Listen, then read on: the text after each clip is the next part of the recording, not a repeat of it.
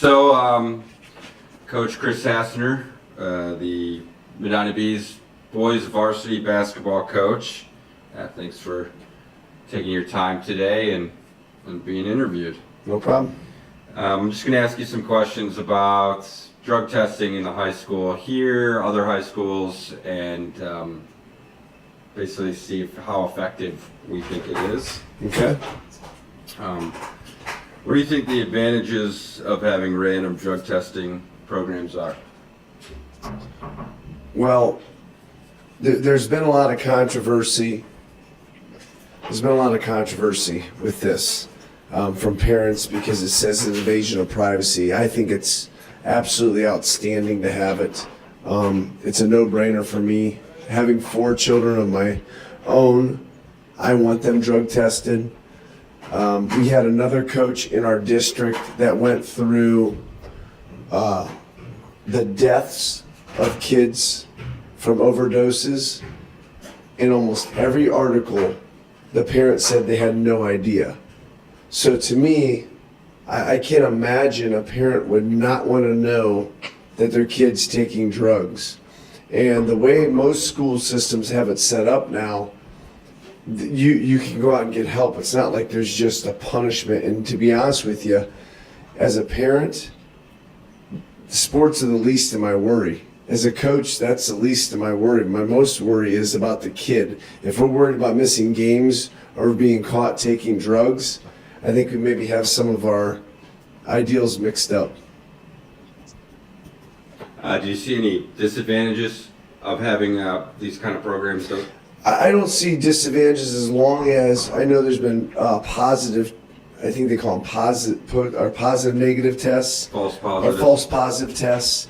So I just think there has to be something set up for kids, when something like that happens. The other thing, you have certain kids on different medications. I don't know, I'm not an expert in the field, but I'm guessing there could be some false positives with that as well, that maybe certain parents don't want anyone to know their kids taking certain medications for depression or, other things that they might have going on in their life. Maybe they don't want their coaches to know or the administration team to know. So you have some privacy issues there. I could see where that could be a concern. I'm just going to read this to you. In 2013, the Institute for Behavior and Health completed a 3-year study, and actually it reported significantly less marijuana and other illegal drug use in the students that knew they were subject to testing. However, in 2015, the American Academy of Pediatrics was opposed to the school-based testing programs due to lack of evidence and the disadvantages being greater. And these disadvantages were they believe there was a deterioration in student-school relationships, the confidentiality of student medical records, like you said, invasion of privacy. And another thing you said was the false positive results. And obviously a false positive can affect, a student's future, gossip around the school. I guess knowing any of this, does that affect how you feel? Absolutely not, because it's really private how it's done now.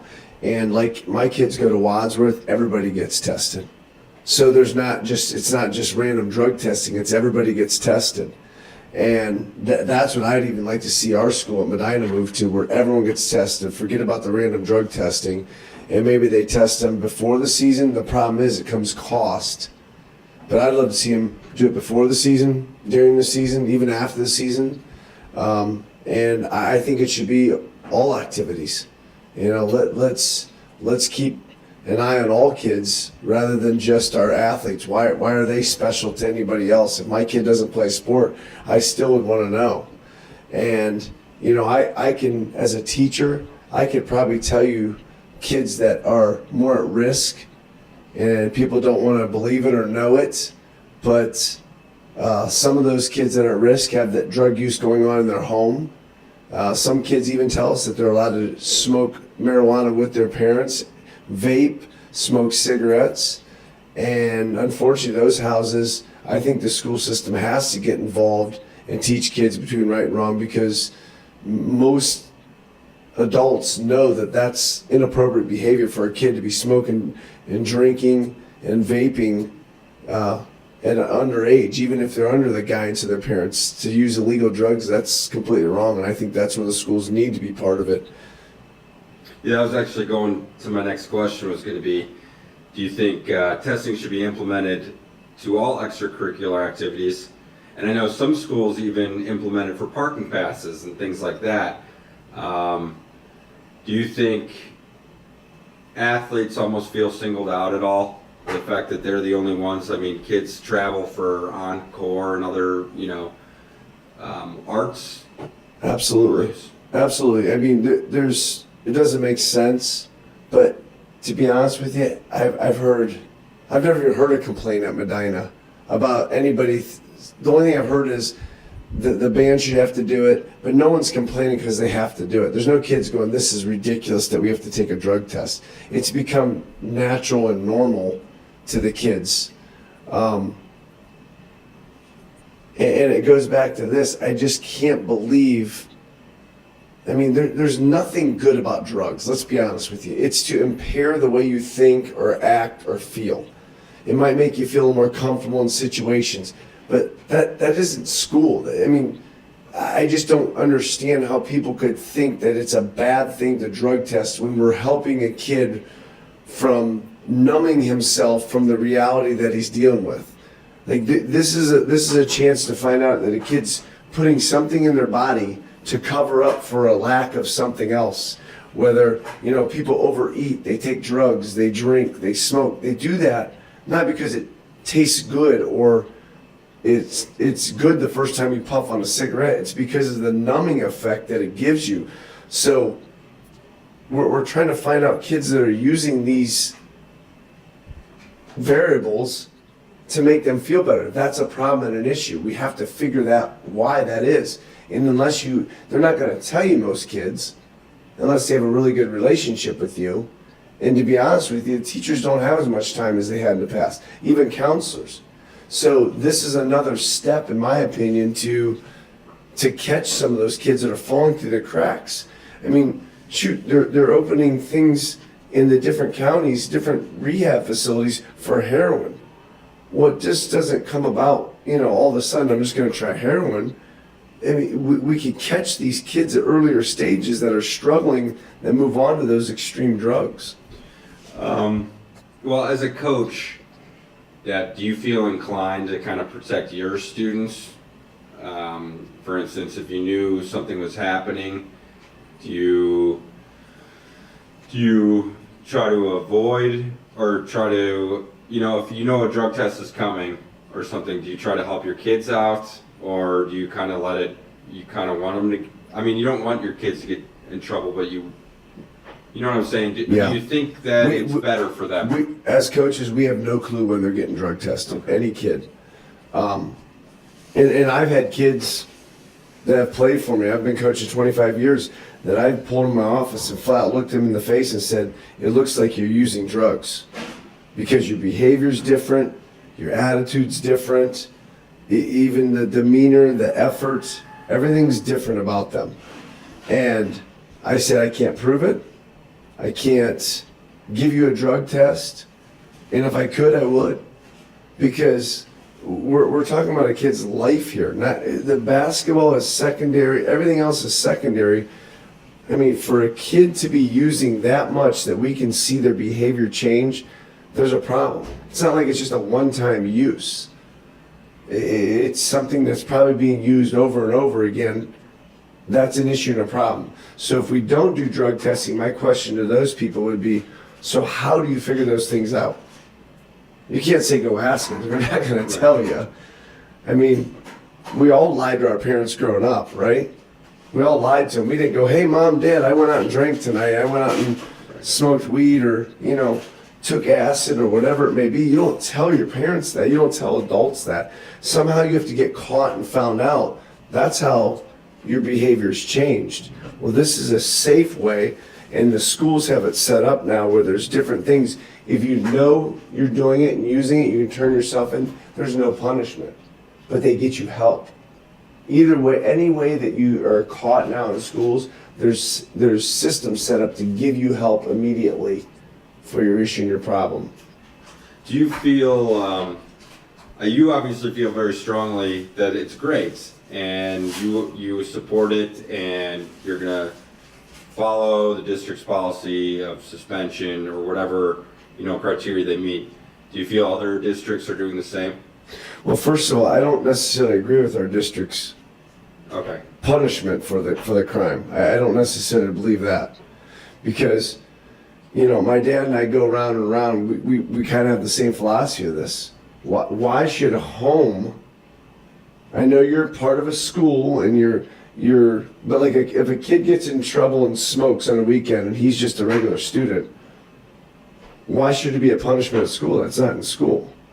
Sometimes I think our schools go way too far overboard and get involved in parenting and everything else outside of school. I'm not sure that I agree with all the policies that we have in line with regarding a punishment to drug use or alcohol use or tobacco use. I don't necessarily agree with that, but there has to be some consequence. I think especially kids for my sport, we have a platform in our community because of our sport. We're really looked upon by youth, by community members, so I think we're held to a higher standard.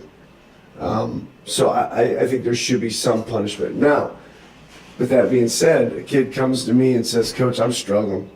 I can't quit marijuana. I can't, I've been hitting acid. I need help." I'm not sure there should be any punishment for the kid. He's reaching out. He's asking for help. And some of those kids, because what people don't understand is their home life is so bad. This is their family. This is their home. So you take any of that part away, it could be worse. So imagine taking medication away from a drug, a person that's using it to cope with something. Well, they can't go cold turkey. So you're going to take away their sport completely and go cold turkey? The only thing that they have going on that's positive in their life? So that's where I say the rules tend to get blurry for me. I don't think you also, I know you have to have specific rules, but I'm not sure you have the same rules for everybody, because not every situation is the same. From more of an athletic standpoint, do you feel it should be district-wide, or not district-wide, division-wide? Do you feel like some schools having lax policies, and some schools, for instance, if one of your students got popped for using drugs, I believe they have to miss 40% of the games or something like that, and that happens here. But in another school, maybe they get popped for using drugs, and they're like, you know what, this guy's our star player, he's going to run an extra lap. Now, do you feel like that? Is that's obviously not necessarily fair. I might have felt that way when I was a younger coach. Like I said, this is 25 years. Now, the game is, trust me, I'm the most competitive. I love my sport. But now I'm like, I feel sorry for those schools that do that. I feel better about our situation where we're getting a kid help, and we have, things set up for kids to get help.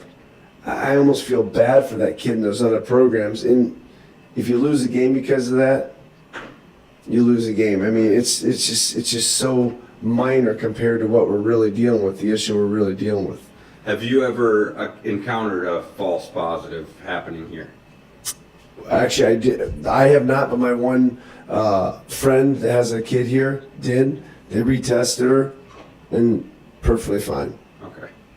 And she didn't suffer any penalties before that? No.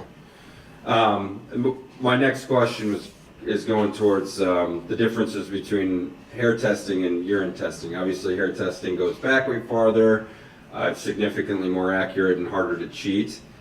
You said the hair testing The is? hair testing does, but it's way more expensive on the district. For instance, for urine, alcohol's in your urine for 3 to 5 days, amphetamines 1 to 3, cannabis 7 to 30,